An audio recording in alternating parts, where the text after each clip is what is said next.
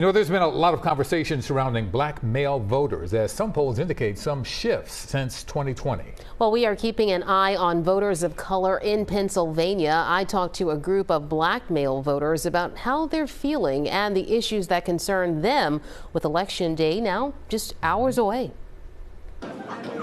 The sprint to win the White House is in full swing, with both Vice President Kamala Harris and former President Donald Trump crisscrossing the keystone state of Pennsylvania, feverishly trying to fire up their bases. The one voting bloc both candidates are vying for in a race that could come down to razor-thin margins are black male voters, who could make all the difference in who wins or loses this election. Do you think overall, and I was asking you guys this about just if you think either campaign does enough in any election cycle to include black men, to think about the issues that matter most to you? We sat down with this group of black male voters to talk candidly about the presidential election. 24-year-old Christopher McNeil voted for the first time in 2020. And while he's also energized to vote in this election, he is concerned that some younger voters may not be. I really see that when you are speaking with younger people, that being 18 to let's say like 29, people tend to not be too involved in it because they think that it doesn't really involve them. The real estate agent is urging his peers to get out and vote. I think it's a lot about getting younger people to understand what are the things that are going to affect us. Might it be in this 4-year term, or how these things that we do decide on in this term, affect us in the next maybe 8 years down the line, 12 years down the line. We're winding down here. How are you feeling just heading into election day? The best way I can explain it, concerned.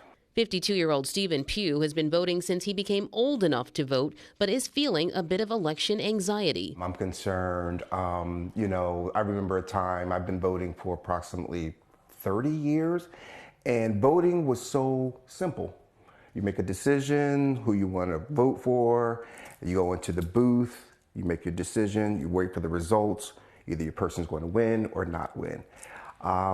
Fast forward to today. He says he's uncomfortable with the harsh rhetoric and more politically divisive climate the country has seen in recent years. I'm hoping everyone realize the importance. Whoever you vote for is whoever you vote for, but you need to know who you're voting for and why. To make an informed choice. Yes. Recent polls have shown some reservation among black male voters, but in a recent CBS News poll, 87% of likely black voters would choose Vice President Harris over former President Trump. Philadelphia is the most populous voting area in the Commonwealth of Pennsylvania. Even former President Barack Obama made a blunt appeal to black male voters at a campaign stop in Pittsburgh. I can't say that I'm seeing it in my community, but, I do hear it. And in truth, I don't really understand it.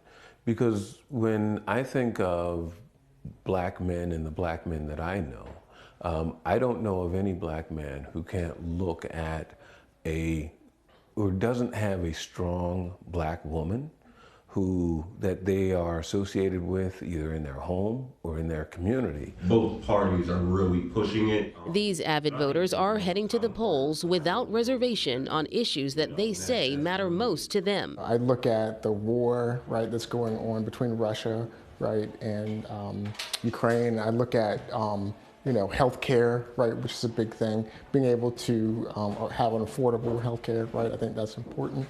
And I think economic issues are going, starting a business or, being able to improve upward mobility. I think those are things that are, they call the pocketbook issues. 66-year-old Eugene Golson says he'll be at the polls when they open on Election Day. And I will be number one. Actually, my wife will be number one because I'll be number two. Yeah, that's our plan. And that's always our plan, to be first and second.